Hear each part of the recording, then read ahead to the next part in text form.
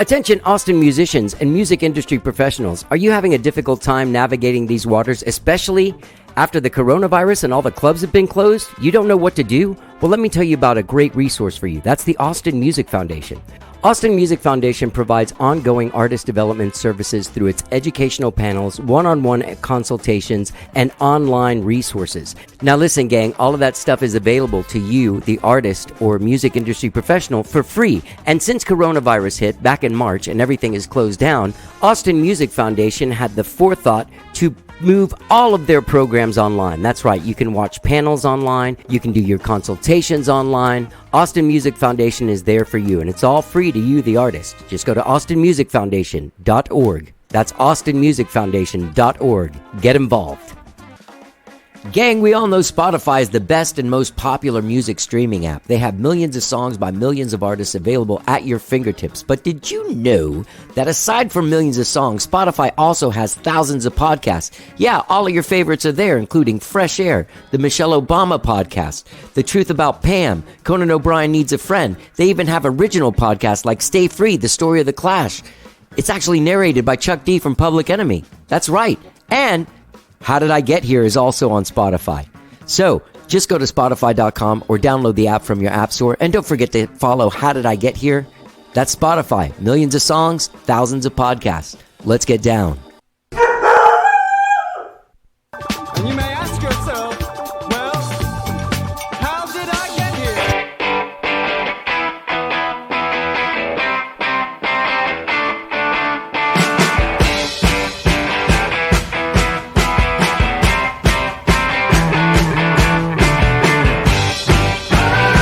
It's time for How Did I Get Here? And now here is your host, When we talked, All right, hello, I'm Johnny. I'm your host. Welcome to the show. I hope you guys are all having a good week so far. I'm having a really good week, and I have really good news. Today, I'm going to go get my first round of the Pfizer vaccine, which I'm really excited about, man. This has been a tough year. This has been a tough year for all of us.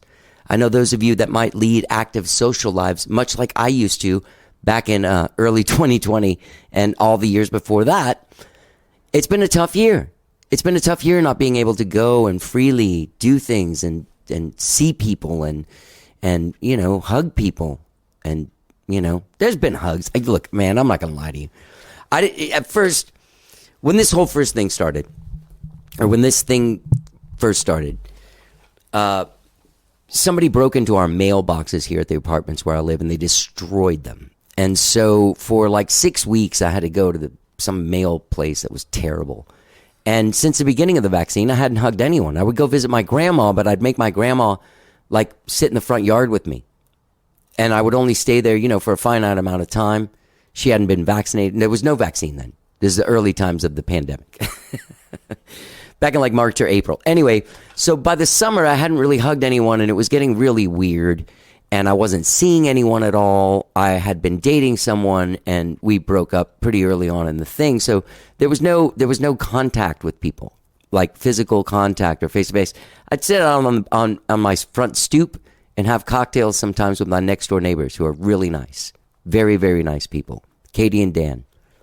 I can't stress enough how nice these people are. Anyway, I locked myself away for so long, and it was so difficult. After a while, I started getting weird. I was watching all this TV. I'm just smoking weed all the time and just like fucking trying to check out and sleep through shit. And like, you don't know whether you can be creative or not. And I have been creative. I've written and recorded songs throughout this time. I've done so many podcasts over the last year, so many more than I ever have in a year.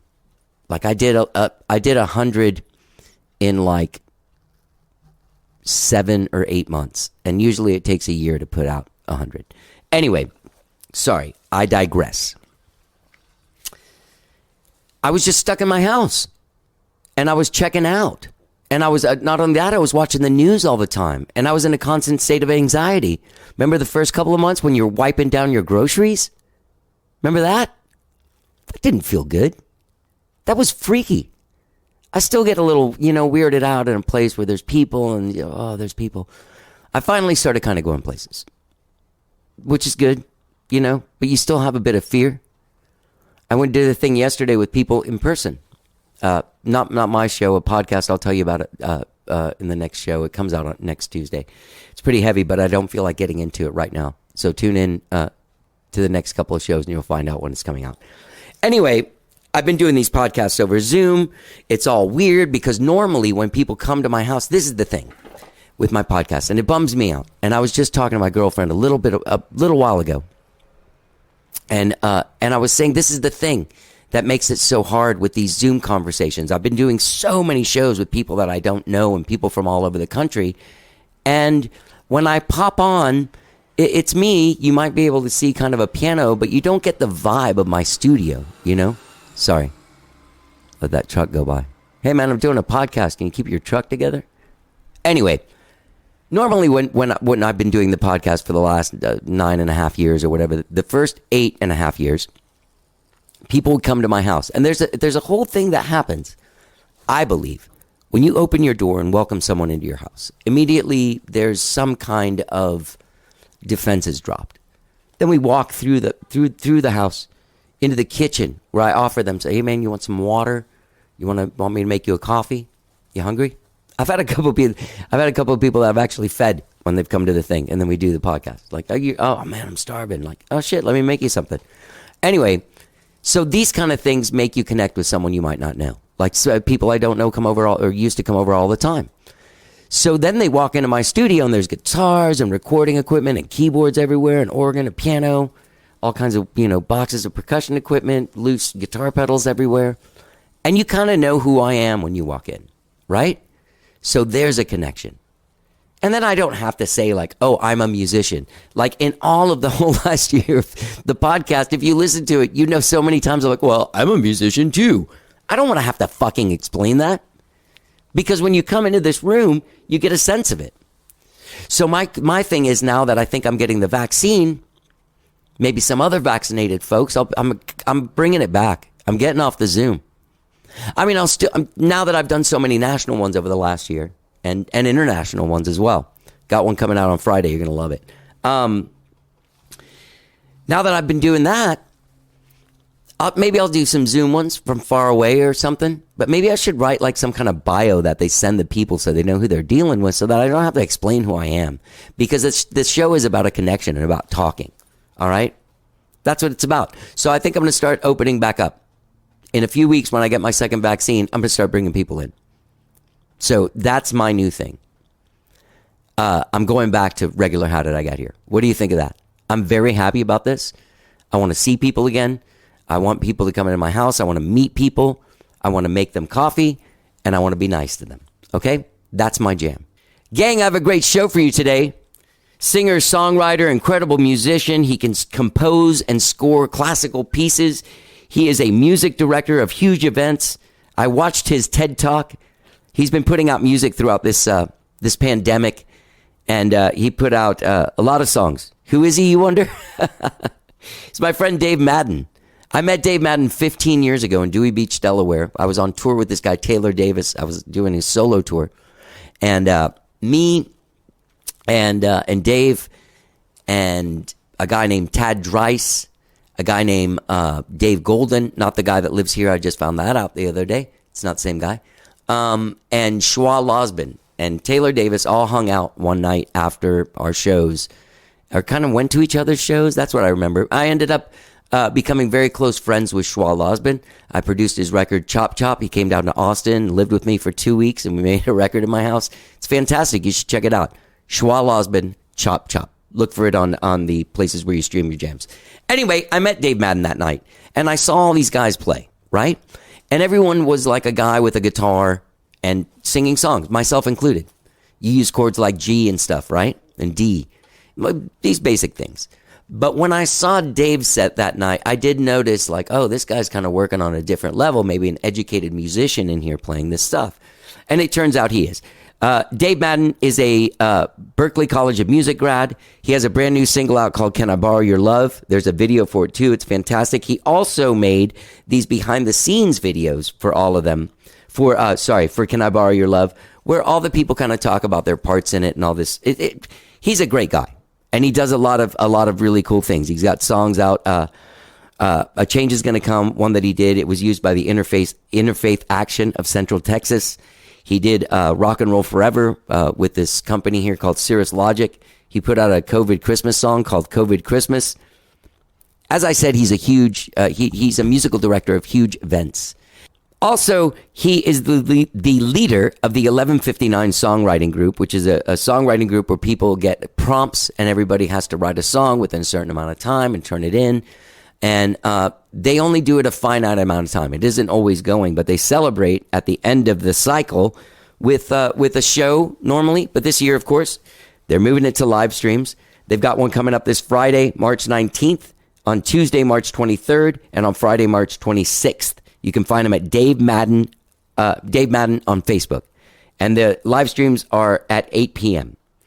So Friday night, March 19th, 8 p.m. Tune into Dave Madden's Facebook page and get into it. Dave's also been doing some amazing composing. And he sent me these classical pieces he's been working on. It's brilliant. This man is a fucking brilliant talent. He really is. And he has a musical vocabulary that's so large, it's kind of unbelievable. And it makes some guy like me that still does G on his guitar, or maybe does a different voicing of G and thinks he invented a new chord or something, feel a little intimidated musically. I mean, he's got he's a great musician. And he's a really, really nice guy. We have a really, really great conversation. He's been on the show before. He was on the show a few years ago. But as I said, I've known him for like 15 years. And at the end of it, I was like, man, why don't we hang out? Like, why don't we do something? I think he lives across the river from me. Anyway, I had a great time talking to him. And I guess without further ado, please enjoy my conversation with the great musician, Dave Madden. Let's get down.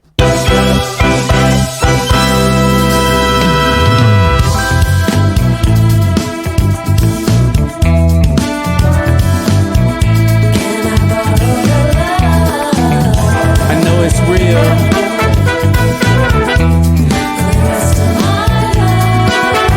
My love on long, cause I know it's real.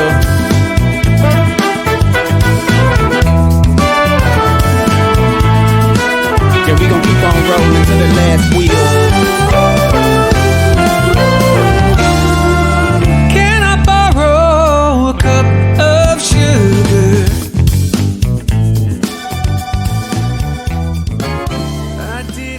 I hate doing them on Zoom, man. I'm not going to lie. I liked it so much better when you got to hang out with people and they came to your house.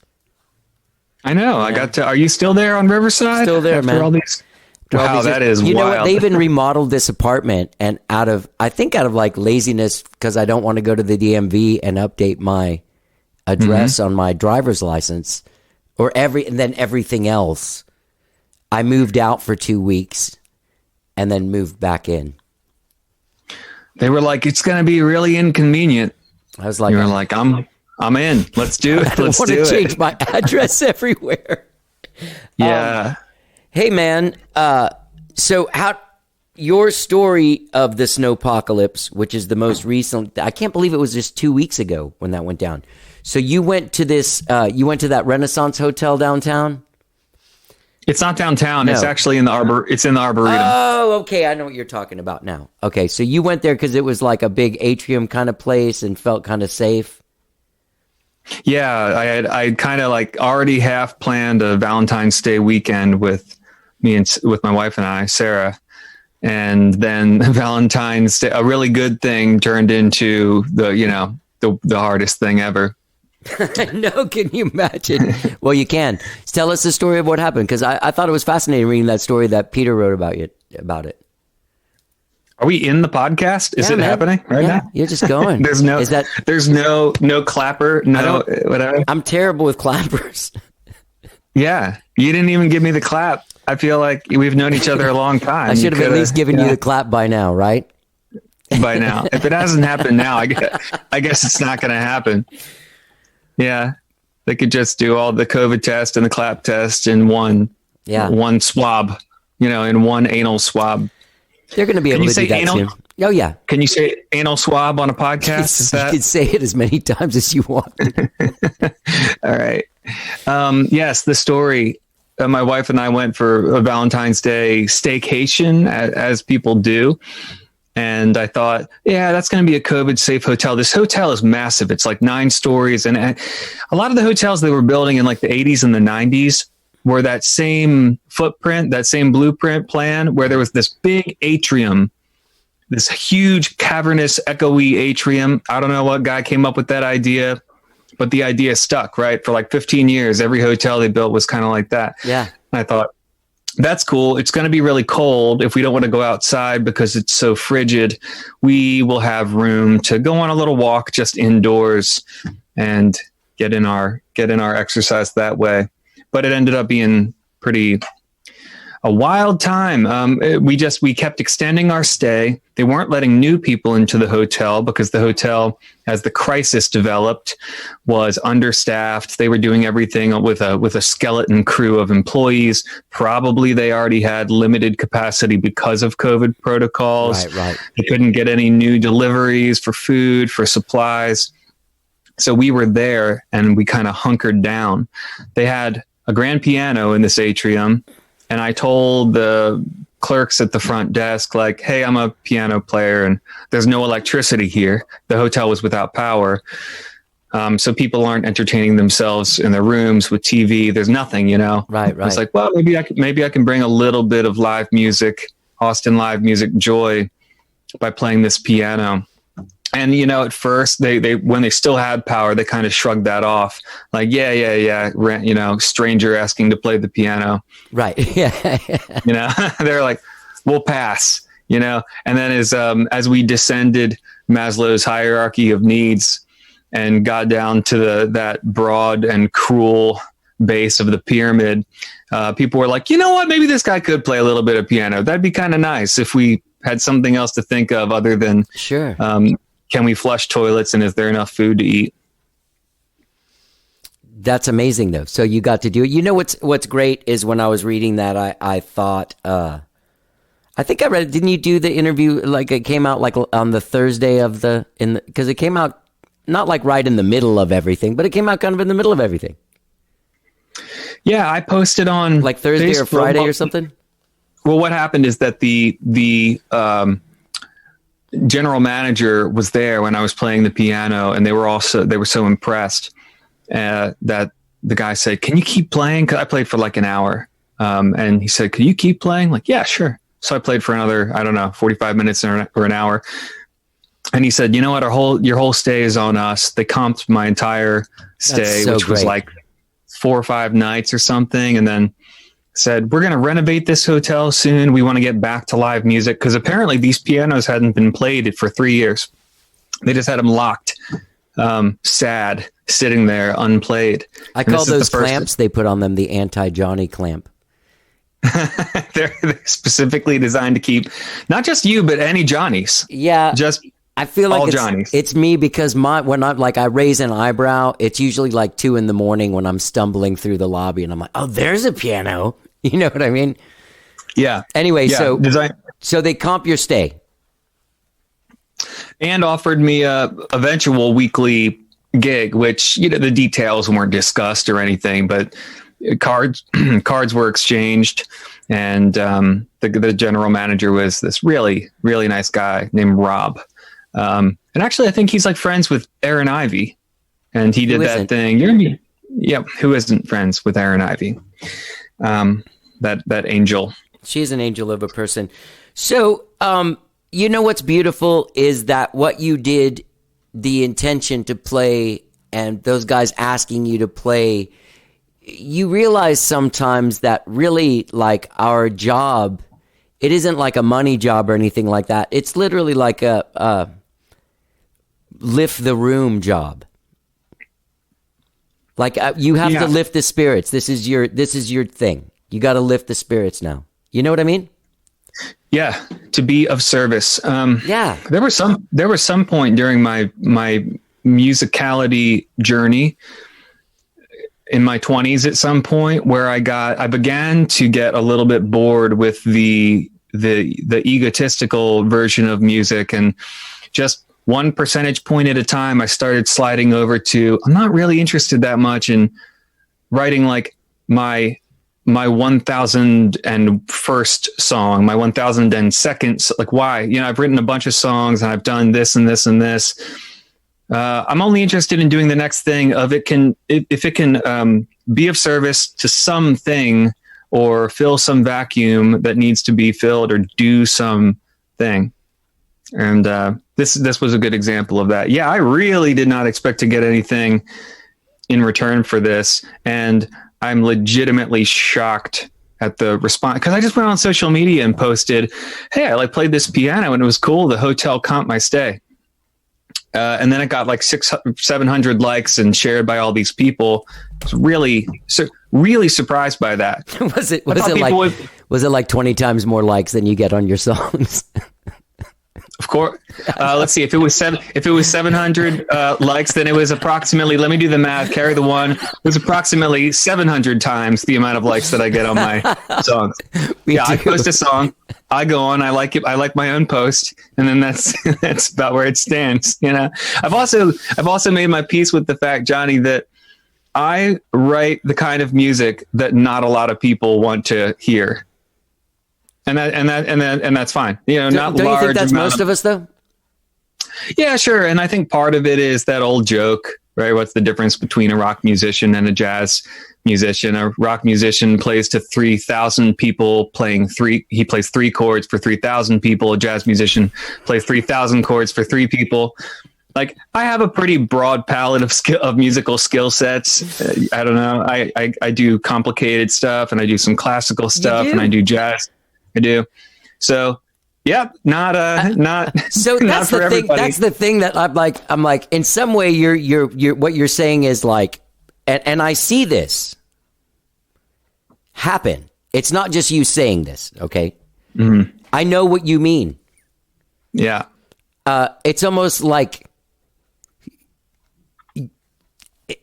being too smart for a job or something like, what do you mean? Like, there's, there's a song I want to say it's I can't remember if it's Can I Borrow Your Love, but one of these songs had a video and it had your music chart in it and it kind of like moved back and there was like B flat minor 7 with a minus 5 and all that stuff. And I looked at it and I was like, this guy that's fucking like, you'll never see one of those chords in my thing unless I stumble upon it and I think I invented a chord. Yeah. Yeah. So I'm the first one. Yeah, but like this song, "Can I Borrow Your Love," has the complexity of an R&B jam, a soul jam. It has the pricey chords that you find in those great songs. So, I mean, I don't know why people wouldn't want to hear that. You tell me, but they don't. And I don't even give a shit anymore. I don't even care anymore about I've come to the conclusion, because I listened, what was it, 2019, at the end of 2019, like Apple, my iPhone had a thing, like listen to the top 20 tracks of this year. Yeah. My God, don't do that. I went on a run and I actually listened to, or a bike ride or something. And I listened to like 50 minutes of the top streamed or purchased tracks from 2019. Here's what people apparently don't like in their music: excellence, subtlety, complexity, feel. Yeah, they feel is like, the pocket is not technique. They're not interested in those things. So, and those were all the things that I've spent decades developing. And apparently, I did the wrong things. But that's a joke, because I'm glad that I did all those things. There are so many hireable, employable applications for those things. They are just not simply things that a lot of people like to listen to ever. But there are the applications. They are out there. Every movie that you watch, all the scoring employs all of those qualities, right? They all are subtle and complex and require nuance and expertise and a lifetime of dedication and practice. But the 20 most streamed tracks of 2019 or 2020, no, not that. The other thing about, just one more thing about those songs from that top 20 thing on Apple from 2019 that was so uncool. Listen to this. I couldn't believe it. Each one of those songs takes like 18 people to write it too. That's the other thing. Is like there's that weird new thing where like people don't sell records, so producers don't get points off of record sales. So all of a sudden they have to interject of, well, hey, when I said to put that kick drum on the on the 2 for the second verse, that's songwriting. You know what I mean? It turns into this weird kind of crazy thing. Yeah, the Nashville joke for a long time has been like word for a third, right? You put one word into a co-write for a third of the royalties. What is it now? We need a better rhyme. I don't know what rhymes with 20th, you know, but like something for a 20th of the royalties, because there's 20 songwriters on there. And I want to tell anybody who's listening, to the million people who listen weekly to your podcast, that like, I don't mean to come across as curmudgeonly and complaining, because honestly, I don't feel that way. I'm so in a place of like joy and peace with the music that I make, and that whoever listens to it, like, great. I've come to such a really good place with it. I really enjoy the stuff that I sent you to check out for this podcast. Yeah. I don't know if you weave it in. Do you play 20-second clips, or what happens here? I don't do it like in a thing, like a produced show. I do, yeah. Well, I play like a song. I play like 30 seconds at the beginning, a few seconds at the end, and then the rest of the song as you're walking down the trail or whatever it is you're doing. Well, let me tell your audience, whatever that 30 seconds was at the top of the show, just get ready for the end, because it's amazing. Well, here's what I was going to say is there's what you have to say, that you can, the application to what you've learned and the dedication that you've put into really becoming an incredible musician and composer as well has put you in a place that like most of us aren't there. I had no idea that you did like musical direction for these gigantic events. And I had no idea that I would listen to Home by Dark and Catharsis in G minor like 6 times a piece, just because I was really... well, I'm going to get to that. Anyway, I think that you're able to do some things that are pretty huge in scale. You produce records as well, you know. The whole artist thing and people connecting with an artist is so like, it's such a crapshoot. You know what I mean? Yeah. Well, thank you for. I had no idea that people connect with the disaster of a human being. You know what I mean? I feel like at my most popular, I was doing like Blow, and trying to screw chicks in a bathroom, and like this kind of thing. Like that's what people love about. Like it's not really that great. What you do is way better, and it's you have like an actual life. Yeah. That is, there is so much truth to that, and I will say this, and if music fans are listening to this, I deeply respect people who dedicate their time and their energy to simply appreciating music, and thank you for doing that. The last thing I would want is for something that I say to come across as condescending, or because there need to be me's and Johnny's out there, and there need to be music appreciators out there. So everybody has a place at the table. So that being said, the thing that is music to me, in every sense of the word, and the thing that is music to many music appreciators, there is no overlap. In my opinion, there is no overlap in that Venn diagram. They don't share a sliver of similarity. They are completely different animals. They taste different. They smell different. They feel different. The words used to describe them are different.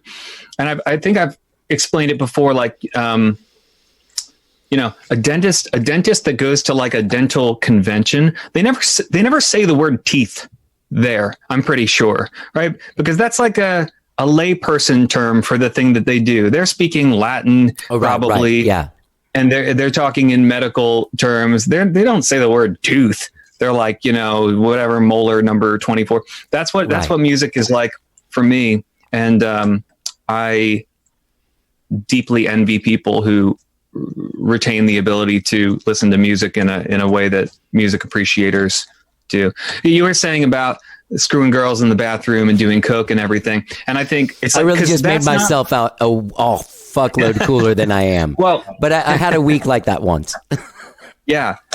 What is cool that I do? I'm literally playing with a Rubik's cube in my hands right now. Is that cool? Is that a cool thing to do? I don't know. I think so. Anyway, but that is to say, to many people, that avatar is music, Right? You know, it's the photograph of Jimi Hendrix with like wafting black and white with wafting marijuana smoke, and they're like, that is fucking music. And I'm like, no, that's a black and white photograph and some smoke or whatever, and a guy that plays the guitar. That's not music. To me, music is nuts and bolts stuff and a language. Yeah. But you also, I mean, you get into style. I watched your TED Talk. You were styling. Yeah. That was really incredible. Like your whole, like, your presentation was fucking great, man. I was just Thank like, you. wow, this guy's like, there's so much shit I didn't even know you did. Get the word out, Johnny. Well, that's what we're doing Help me. right now. Oh, fuck. Nice. Great. Okay, yeah. Okay, so I want to Perfect. talk about this pop up. Can we talk about these classical pieces? Sure. So you composed those and performed those. Did you use some kind of weird string program, or did people play strings on there? Nah, yeah, it's all soft synths. Wow, those are extremely really high- good. They are. They're made by. I have an orchestral soft synth that is made by Spitfire in London. They do incredible work. Like that one orchestral patch, if you will, that one thing they mail to you on a bespoke hard drive. Like it's 1 terabyte. Like that's how big the program is 1 terabyte. Just Wow. hugely detailed. Each violin patch comes with, I don't know, 30 different articulations, and they're real people. It is actually the BBC orchestra in London, a very old, 100-year-old orchestra. Yeah. They sample each note, right? Each note at every single velocity or volume, right? Here's like G sharp, low G sharp on this particular violin that is made of, wood and horsehair and shit. Okay, play that note 100 times as softly as you can. That's like 1. Okay, Right. Now play that same note 100 times, slightly louder than that. And that's all just 1 articulation. Then do it staccato, then do it tenuto, then do a crescendo thing, then do trills, then do tremolo, incredible. So This piece. Sorry. The other thing that I was trying to figure out is like, okay, so obviously you read and write music, and when you do this, I was God, who was it that I was? There was somebody I was listening to, and they were talking about John Williams, how John Williams, the composer, just writes his music. Can you do that? What do you mean? Like he just writes it out. He's not sitting at a piano playing it. Like Mozart or something, right? Wasn't Mozart able to do that? Yes, I can do that. Yeah, sure. I mean, it's a lot easier for me to do some of that and then go, shit, well, what if, and then I'll run over to the piano and check something and come up and play that for a while. And, but yeah, especially if it's a reasonably simple, like diatonic, we're staying in 1 key. Yeah, I don't have to check anything on the piano. I can just sit there and write it. And you know that you can hear obviously the instruments that you hear play. This will be flutes, this will be cellos, this will be violas. Yeah. You know what's You're like a fucking superhero, man. You know what's an interesting thought that I came across for the very first time? So I've always thought of doing a symphony orchestra composition as being really, really hard to do and really complex. And in a sense it is. But I think I was listening to an interview with some film scoring guys, not John Williams, but other guys who have been very successful doing film scoring. And they talk about using the full symphony orchestra as almost like a drug. As a tool, the the centuries old tool, the technology of a symphonic orchestra. Really, really complicated tool, but like it's kind of a pre-packaged thing. That we're standing on the shoulders of giants just to be able to like say those words and utilize an incredible amount of tradition and technology. Yeah, do it for a symphonic orchestra. It's almost a shortcut. Like you can think of it this way, you write a 3-chord little jam on the piano. If you were to just score that out with a bunch of woodwinds and strings and brass, like it's going to sound way, way cooler and more impressive than just playing it on the piano. So in that way, it's both. You know, it's a complex thing to go, okay, then the B flat clarinet needs to play this. You need to transpose, but at the same time, it's bringing so much beauty, prepackaged beauty to the table for you that it's kind of a give and take. Yeah. I never thought about it like that. That's pretty well. wild. We've all grown a little bit today. You should also do like a comedy thing, by the way, because you're really funny. And the funny thing is, like, you can laugh because you're not actually bitter. You know what I mean? You're like a genuine. I mean, I don't know you that well, but I've known you over the course, I think, of like 15 years now. Yeah, that's right, man. I've been in Austin for 16 and a half years. So yeah, man. And I thought I met you somewhere else. I thought I met you like in a different place.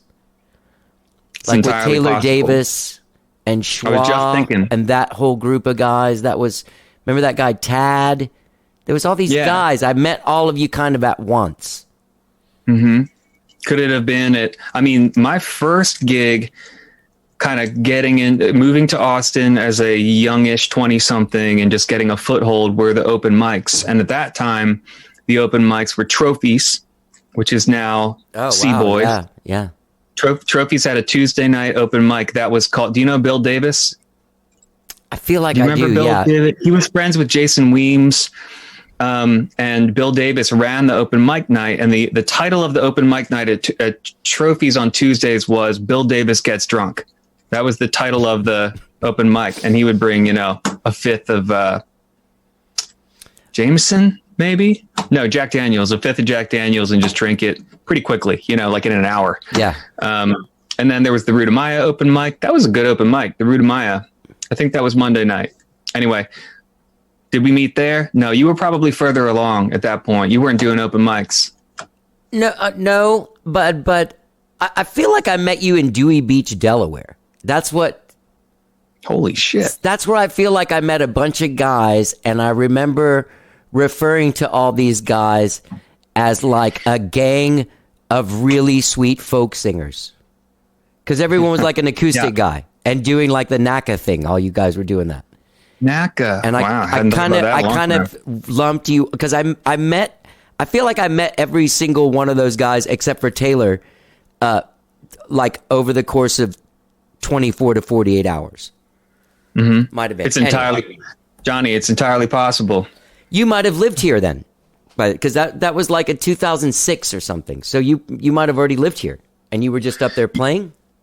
Yeah. That was definitely in the 8-year period of any songwriter's life where you throw your guitar in your trunk and you just drive around the country.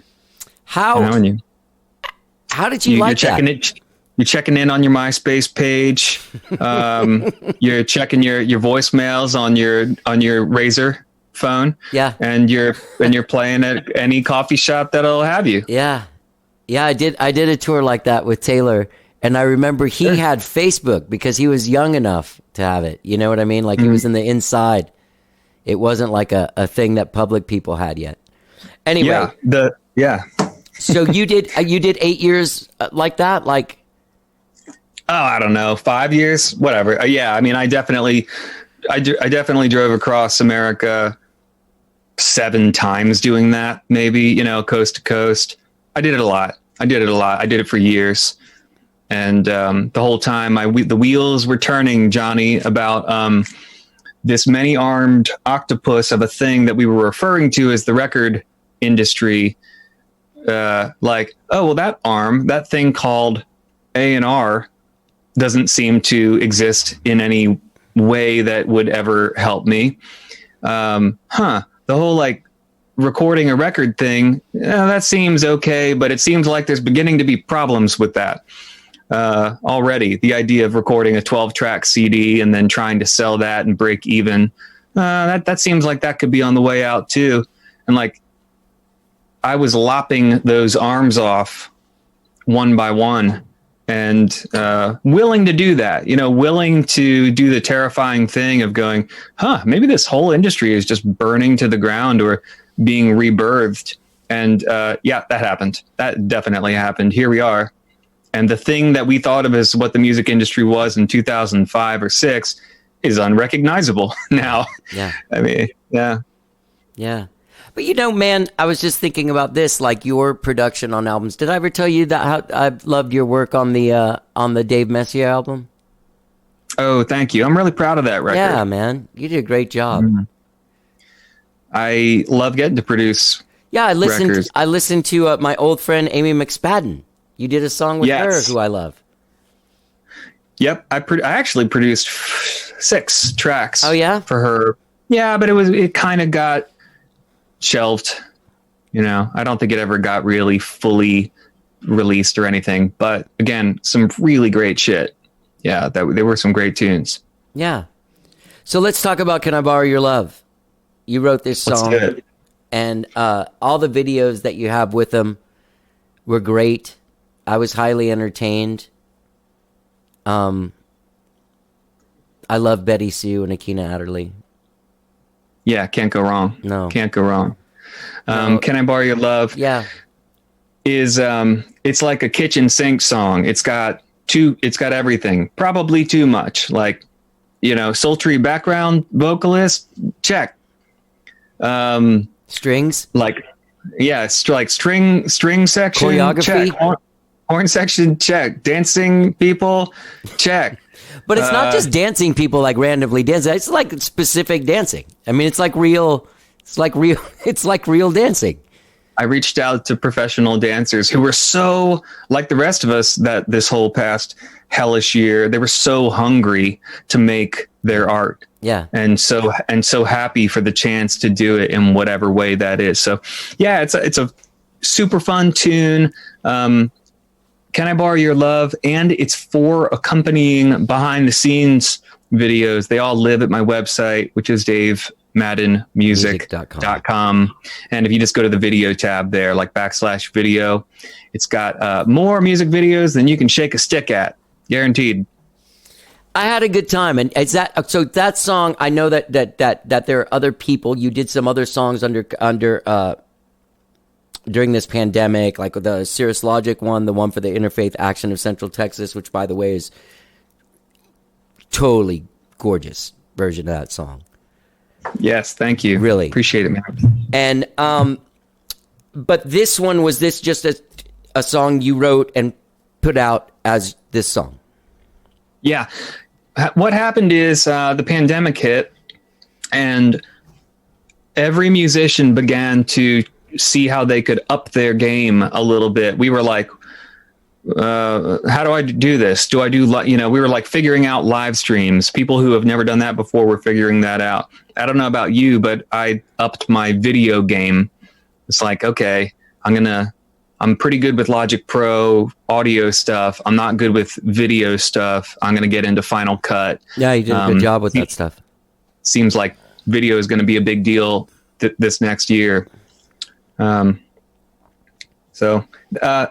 I did a couple what I was calling Brady Bunch videos, right? Little grids, and I did a couple for other companies like Cirrus and for iAct. And then at some point, I was like, if I get out of this pandemic and I haven't done one of my songs that I really like, just for me, for my artistry, and put that out into the world, I'm going to be upset if I just didn't do that, not even once. So that's what this tune was. So Can I Borrow Your Love is the kind of music that like I really want to make and really enjoy making. And isn't there some sort of satisfaction that comes for you? Because I've found this for myself, like, me in my 20s, there was like with everything that came out and everything, everything I did, there was like there was a lot of weight. And my life depended on everything I did. You know what I mean? Yeah. And now I have so much more fun making music and not caring about the consequence of it, which is kind of what I got from this tune from you, where like, hey, this is me. I'm just going to do it the way I want to do it. I'm not going to make this song 3 chords just to make, just so dumb people like it. You know what I mean? And I don't mean that in a bad way. Everybody knows what I'm talking about. Yeah. I'm cool. I like doing it both ways. Kind of almost reaching back to that being of service thing. Like, this Can I Borrow Your Love, which I hope people will check out. I think you'll think it's fun. Was a time when I was like, this time I'm not going to be of service. This time I'm going to do this thing for me, because it's important to feed that too. As an artist, it's important to not lose track of that inner voice and your muse and be willing to follow your muse. Now, if I did that like all the time, I think I would be really bored with myself. Right. Doing that. What's the next thing I want to do? It feels self-serving, in a way. But then again, I was raised Lutheran. If I won a gold trophy, I'd have it bronzed. So, is that the secret to being a Lutheran? Yeah, it's weird. You don't want to. First place is so. It's kind of no. That's third. Third is fine. Even that's a bit much. Maybe fourth is better. It's just. First is so, that's weird. Man, we should hang out more. You make me laugh a lot. You're a really funny man. Okay, let's do it. I'm working on getting the vaccine, and then we'll hold each other close. We'll cough in each other's mouths. We'll, Finally. That's what I've been wanting to do. So, let's stay on these songs and the Brady Bunch kind of videos that you made for them. Some of them, like the A Change Is Gonna Come, is a pretty big cast, man. I mean, so is Can I Borrow Your Love? Yeah. And Change Is Gonna Come. How do you record those? Like, are people coming? You're doing them at Same Sky? Can I Borrow Your Love? Well, yeah. For Can I Borrow Your Love? Yes, actually, for both of those examples that you just brought up, we're at Same Sky, which is. I need to clarify. I work there so often that there's this the thought that I like own it or something, which is not true. It's just a studio that I like to produce music out of. Same Sky Productions. You're a studio rat there. Yeah, you're like a dude that pops out from behind something and like, I'll play piano on it. You know what I mean? Right. That's a cool guy to be. Sure. I mean, I bring stuff to the table, and the other guys that own it and work there respectively are David Messier and Andre Kontov, which I'll just tease this right now because you should know about it. But this summer, we're releasing like a total fun side project. The three of us guys working at Same Sky. The Linen guys? The Linen, that's right. It's called Mr. Linen. Mr. Linen. And it's going to be huge. We're going to if Old Navy is listening right now, do we have music for your primary colored bright summer commercial. If you're trying to sell some capri khakis with kids on a skateboard or something, this is going to be the music for you. It's a lot of fun. It's like pure fun, this music. I can't wait to release it. So I think we're going to release it this summer. Do you know Messier from Berkeley? Didn't he go to Berkeley, or is he just from Boston? Yeah, he's just from Boston. but we have that in common for sure. Right. Yeah. Why did I confuse that? Okay, so I don't think Messier would fit in at Berkeley. You know, I think they made us sit in desks in rows at Berkeley. Yeah. And I don't know if David would be down with that. Something tells me he wouldn't want to sit in rows and desks and have professors. Yeah. Holding great jazz musician professors who are holding coffee cups with 1 centimeter of clear liquid in the bottom of them. I don't think I don't think he would be down with that. No. What do you mean? They were drinking booze? Oh, yeah. Vodka? Yeah, I think so. Have you ever, Well, yeah. do you teach people stuff? I mean, No. No? No, I don't teach. What I do is my default position on teaching is I'm willing to meet with just about anybody like one time, for half an hour, and kind of assess their skills and then point them in the right direction. If that's something that I'm capable of doing. Mm-hmm. But like weekly students and stuff, nah, I'm not. What is not a teacher? Is that a patience thing, or because you're the thing that what made me think of it is your presentation at that TED Talk thing. It's almost like, I don't even mean like a teacher at like Music Lab or whatever, or Austin School of Music teaching piano or guitar. I mean like, at UT or some shit. Yeah, I think of you as a little bit more advanced than that. Than teaching scales. Right. And nothing against that, by the way. No. Thank you to all the teachers who made me who I am. I had some phenomenal piano teachers because I took piano lessons since I was like 8 years old and did the whole thing, man. My musical story is as boring as any story can be. And that's another problem, because in your bio on your website, you're supposed to be digging a ditch in the Mississippi Delta, and then like lightning strikes you and the devil shows up at a crossroads. And I'm like, oh, well, mine was just practicing arpeggios and scales at the piano. No calls from newspapers. Nobody wants to talk about. Okay, well, fine. Yeah. It's just learning music one note at a time. At Berkeley, here's the musician who has the best teaching gig in the world, and I think he's still doing it. It is Livingston Taylor, who is James Taylor's brother, is the artist in residence at Harvard, lives in Boston, and teaches one class at Berklee College of Music in Boston, and it's called Stage Performance Techniques, which is just like a bullshit fancy word for a 2-hour bullshit session with Livingston Taylor. Right. He's a veteran performer, songwriter. He's fucking great. And he just like tells old war stories and shares little advice time bombs, I call them. He had this gift, and I hope I've had this gift too sometimes for musicians that I've mentored throughout the years, where he could tell a 19-year-old child a thing about music, and you would just go in one ear and out the other. And then you're 32 years old and it just comes back to you. Wow. And you relearn the whole lesson and go, that's what he meant. Holy shit. That's what he meant. This incredible ability to do that. Right.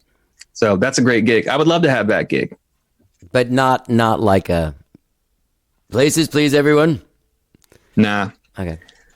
Nah. Well, God, I could talk a long time about that class.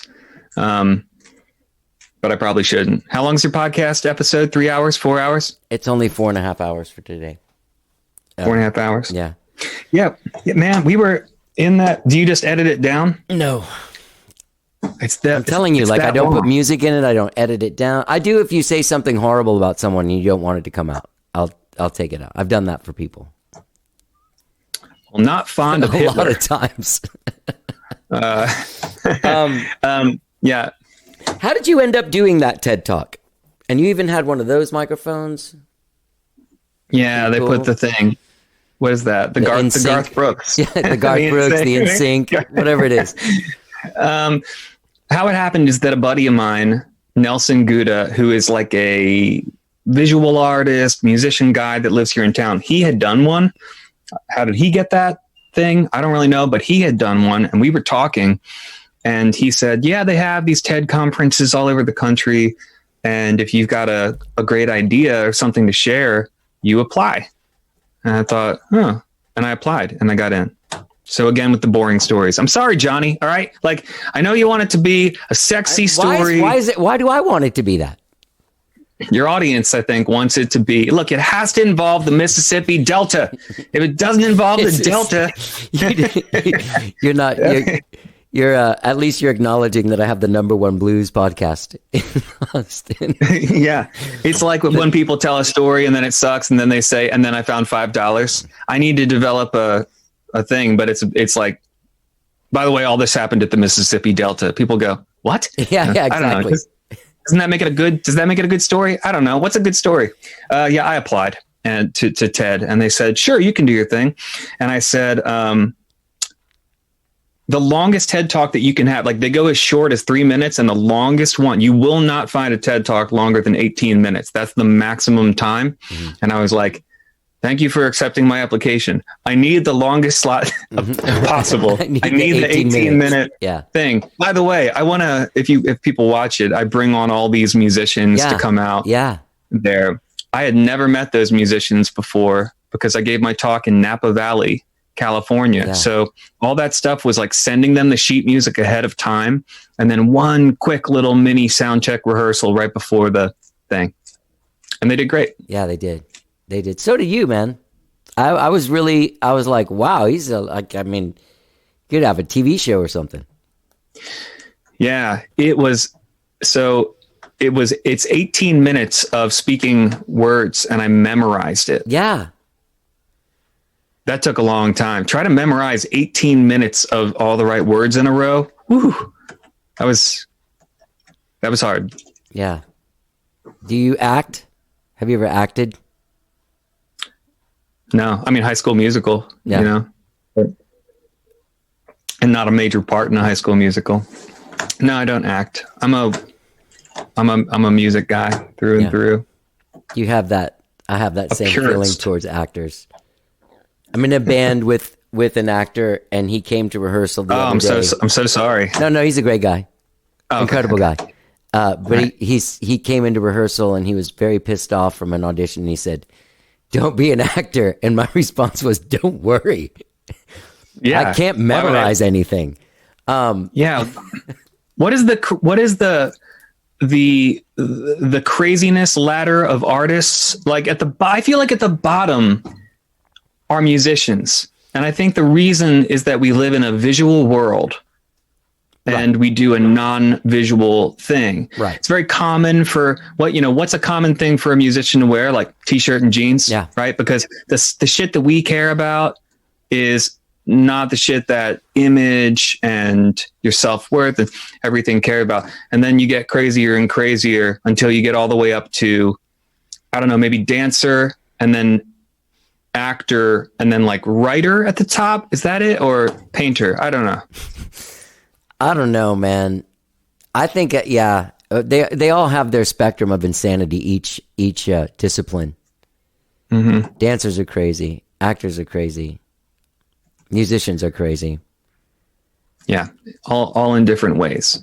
I think it was Slade who said, "Mama, mama, we're all crazy now." Johnny, do you prefer to be romantically involved with artist types, or do you run as fast as you can from them? Interesting, you say that, Dave Madden. I need to be with an artist type of some sort, and I'm never with a musician ever. I've never gone out with a musician. Good for you. Yeah. No musicians. I feel like it's the same kind of thing. Like I'm Cuban. Both of my parents are Cuban. I was raised by all these Latin women. Mm-hmm. You'll never see me dating a Latin lady at all. Okay. Okay.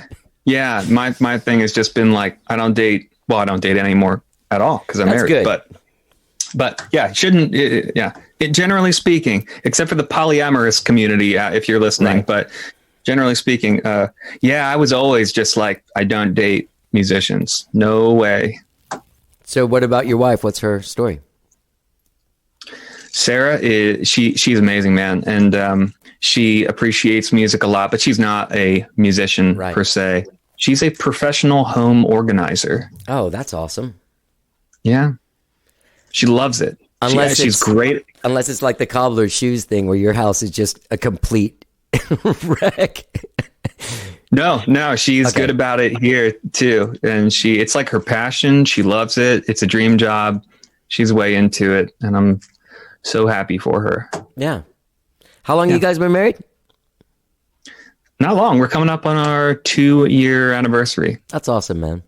On May the 4th be with you. That's when it's going to be. That's genius. Because then you have the next day for Cinco de Mayo. Her father's birthday. Really? It's the next day. Yeah, Cinco de Mayo. I know, it's the whole time. You just finished the 1159 songwriting group that you do in January and February. You just finished it yesterday because we're doing this on the 1st. Just finished it. Just had our Zoom party yesterday. How many songs do you guys write during that time? It was 40 people, and the group ended up writing 135 songs. Wow. Over 2 months. It's a little bit different of a group. It's a limited run. Individual people write songs, or do people write songs together? Generally, individually. Okay. They're welcome to co-write. I don't put a really tight container on the thing.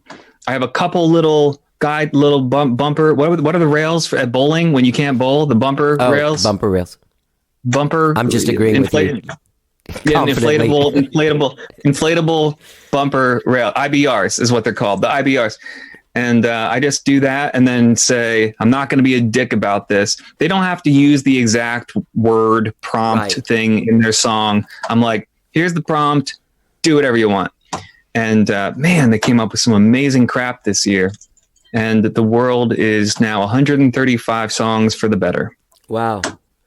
Some of the people you had in there, you were saying Gina Chavez, Ray Prim, Barbara Nesbitt. Eddie Sue, Akina, Barbara, Wendy Colonna, Susanna is in. Susanna Chappelle is in there. Yes. Yeah. God, it's 40 people. It's a lot. Natalie Price, Emily Shirley, Shawnee Kilgore. Love them all. A lot. My apologies for everybody that I didn't remember, but they do such Mark Addison is in there. He's my man. Matt Giles. It's great. It's cool. I'm about to release a single I wrote with Addison. Go ahead. Sorry. A long time ago. Johnny, are you going to be in my songwriting group next January 1st? I would love to, man. Yeah, I would love to. What is it? Just 2 songs? It is. 3? Here's what it is. 4? It's 4 songs. It's one song every 2 weeks for 8 weeks. Okay. It's 4 songs total. I would love to. I love all those people that you named. Yeah, it's great. Erin Ivey was in it for the first time this year. It's fantastic. As the pandemic hit in mid-March of 2020, and we were all going, huh? What? Italy, China? What's happening? There's a thing, and we were adjusting to this new reality. Holy shit! South by Southwest is canceled, right? The bombs were dropping. The 1159 Songwriting Group had its annual show at the Cactus Cafe scheduled for Friday, March 13th, and on March 11th, 2 days before our annual show at the Cactus Cafe, the show was still on, and then that was canceled. So the group in a way is a special marking point for me, because I think of it as like, wow, this was my first artistic casualty of the pandemic, was that show at the Cactus that we weren't able to have. Like right now it feels so good. It is a year, but now it finally feels like I've lapped around the pandemic and have arrived back at the end of this songwriting group that kind of marks time for me every year. Wow. What a fucking thing, man. Yeah. That March 13th was the last time I went to a place to play a show. And the whole day I was texting them going like, are you sure? Yeah. And I went and there was like 4 people there, and it was just all like I felt like on stage, all I did in between songs was go like, this is really weird. This is weird. You guys scared? I don't know what's happening. Mm-hmm. Yeah. Yeah. We were checking your phone would ding, and, the news would be the Austin KUT or something would be like, city cancels all events with more than 20, with more than 2,500 people. And you were like, huh, wow. Well, because when they canceled South by, there was still like that, like a few days afterwards where people were like, well, I'm still doing my parties and all this. It was that kind of thing. Yeah. Yep. And that's what we did. That's what Americans did all year, man. It's like no one has nailed it better and I'm a proud American. I am, but nobody has nailed who we are as a people better than Winston Churchill, who said, "Americans always do the right thing after they've tried everything else." Yep. It's just, that is who we are as a people. You know, we will eventually do the thing that we know we have to do, and that is just required by the laws of nature. We'll do it, but not until we fucking do 10 other things first. We're going to do those 10 things first. Yeah. But then we'll do the right thing. That's who we are. That's a funny thing. I was talking to my sister the other day, and she was talking about having high cholesterol and how she went to her doctor, and her doctor was like, "Man, your cholesterol is like crazy. You need to stop eating stuff that's white. You got to stop eating bread. Like, get off all this stuff." And so a little while later in the conversation, she's like, "Oh, I think I'm going to go to Chick-fil-A." And I was like, "Didn't you just tell me that you're a doctor?" She goes, "Oh, but she gave me a pill for that." Yeah, like, a pill. What? That doesn't mean go out and eat Chick-fil-A, like, for many reasons, but. That's absolutely right, man. That's what we want. We want a pill. I want to take a pill. It's profoundly American to do that. So wait a minute. So back to the 1159 Songwriting Group. I don't know exactly when this is going to drop, but you are doing some live streams, and they are Tuesday, March 16th, Friday, March 19th, Tuesday, March 23rd, and Friday, March 26th. And they all start at 8 p.m. Is that from your Facebook or something, or from where do you do these live streams? It's a really great question, Johnny. Thanks, man. I worked on that one all day. Let's got to bed around 2:30. Let's figure it out together, shall we? Where? No. Yeah. It'll be streamed from my Dave Madden music page. Yes. Okay. Thank you for helping me make that decision I just made right now. And they should be really fun. The reason I broke the show, kind of a show, right? It would be, look, at the Cactus Cafe, it would be a 2-hour show. I feel that a 2-hour Facebook live stream is way too long. It's too much. Way too long. So I thought there's 4 songwriting prompts. We're going to break it up into 4 shows, 1 prompt each. So each thing should be like half an hour. Easy peasy. Tune in. It's all going to be videos that the songwriters put together. Should be entertaining, and the host will be yours truly. Yeah, you did a good job as a host, man. You're a good host on the videos where you go behind the scenes of the Can I Borrow Your Love? Yeah, thank you. It's fun, man. That's, I really, the whole thing about Can I Borrow Your Love, recording one song and then chewing on that song a lot. I love that. I'm going to do that again. Maybe I'll do that every year. Yeah. Giving one song a lot of love. Johnny, pick your, if you come out with a record, pick your favorite song and then give that song a lot of love. Yeah.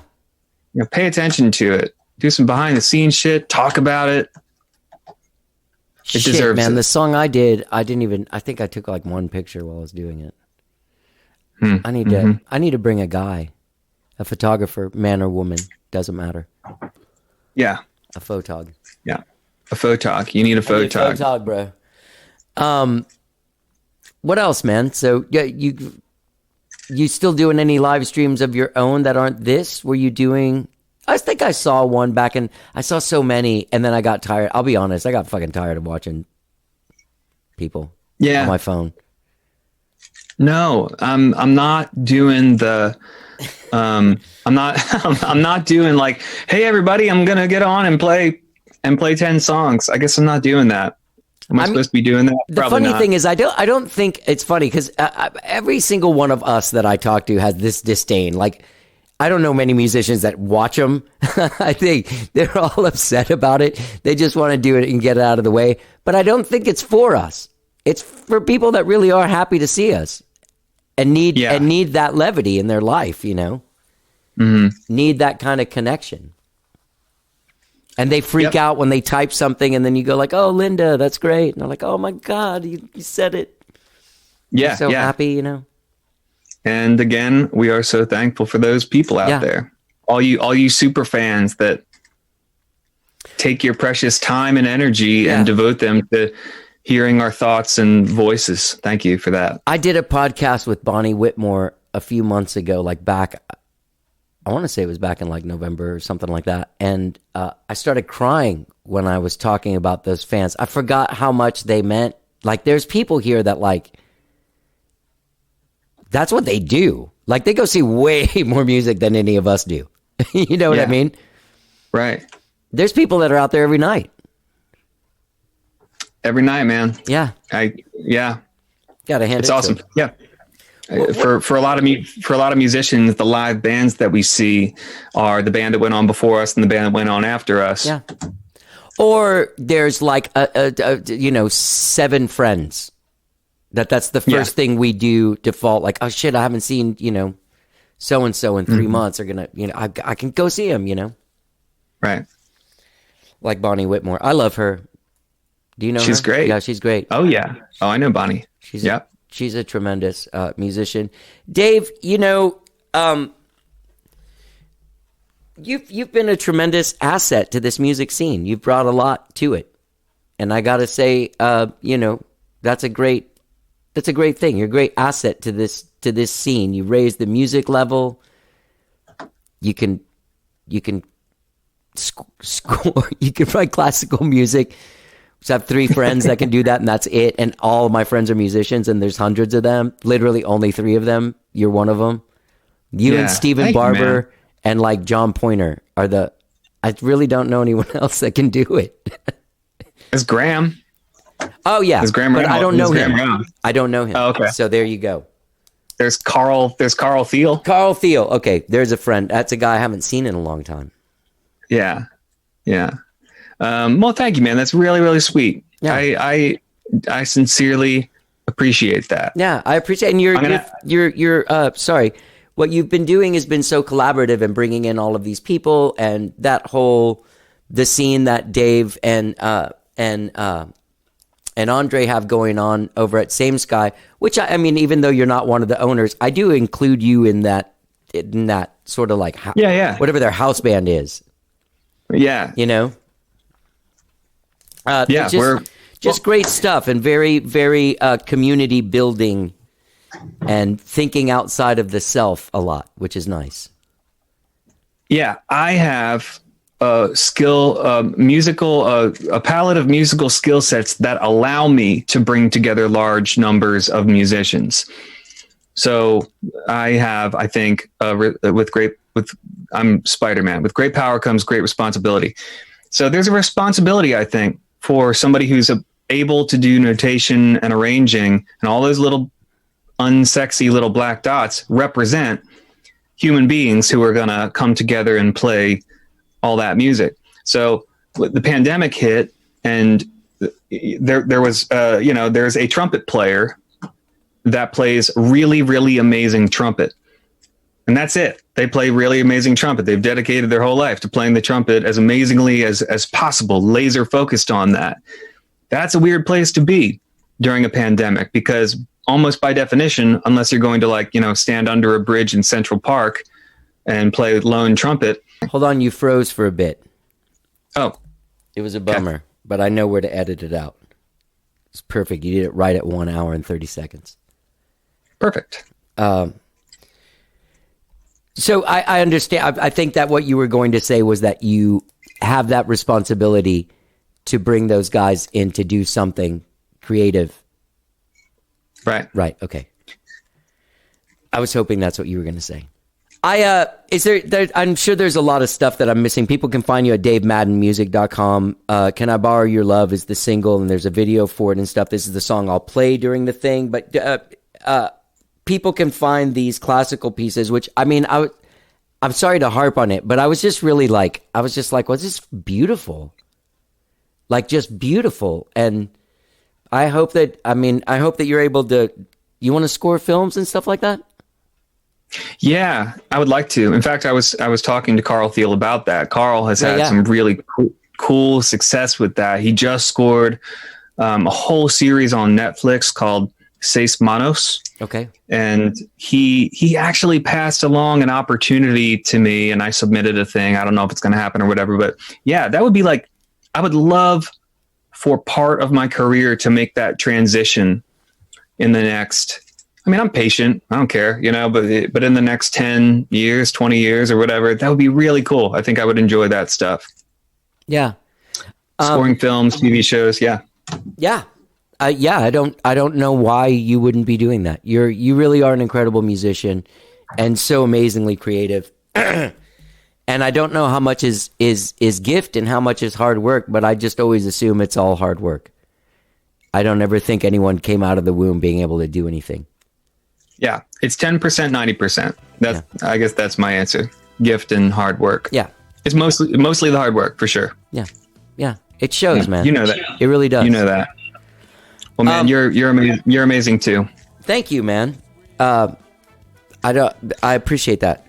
We do need to hang out. I'm going to start going over to say, you guys allow guys in the yard with masks? Yeah. Yeah. You have to be on leash, Okay. you know? But I'll be on leash. I'll be in the yard, man. But thanks again for doing the show. People can find you at davemaddenmusic.com. Great to talk to you again. Always. thank you for listening, everybody. Yeah. I didn't mean to startle you. I just saw your light was on, so I... Oh, Dave Madden. Always such a pleasure talking to him. I wish it was face to face. I'm telling you guys, I'm going back. As soon as I get that second fucking vaccine, everyone's coming over. Even Dave Madden. We're going to do another one in person where we talk. That's a great story about the snowpocalypse thing, wasn't it? The free hotel room, and he got a regular gig and playing the piano down there. That was on the news and shit, or I read about it somewhere. It was really good. Anyway, Dave's a great guy. You can find him at davemaddenmusic.com. Get out there, check out his new song and video, Can I Borrow Your Love? You can also see all the behind-the-scenes videos that he has for it. Also, Change Is Gonna Come, which is a really beautiful version of this song that was used by the Interfaith Action of Central Texas. And, of course, Rock and Roll Forever, which he did. Great guy, Dave Madden. I want to thank him for coming on the show again. Always great talking to him. And gang, don't forget when you're out there checking out davemaddenmusic.com, you can subscribe to this podcast wherever you find podcasts. Be it Spotify, TuneIn, Overcast, Apple Podcast, Stitcher, anywhere there's podcasts, there's How Did I Get Here. You can get involved. And if you want to dig deep into the show, you can go to howdidigethere.podbean.com and look on the right-hand column. It's just months and years. And so for the last 9.5 years, or 1,032 podcasts, you can find on there and listen to our whole catalog. Okay. Once again, I want to thank Dave Madden for being on the show. And here's the rest of his single, Can I Borrow Your Love? I am on my way to get vaccinated, and I'm very excited. Have a great week. Let's get down. It's missing something. It needs a little something. It's missing something new. Can I borrow your love for the rest of my life? The rest of my life. Or maybe just tomorrow, my love. Ooh, can I borrow your love? Like a fine wine, you just get better. We all know that life can be full of wind and weather. The sky is turning gray. I think it's starting to rain. And I'm missing something. I need a little something. I'm missing something new. Can I borrow your love? The rest of my life, rest of my life, maybe just tomorrow, my love. Oh, can I borrow your love? Can I borrow your love?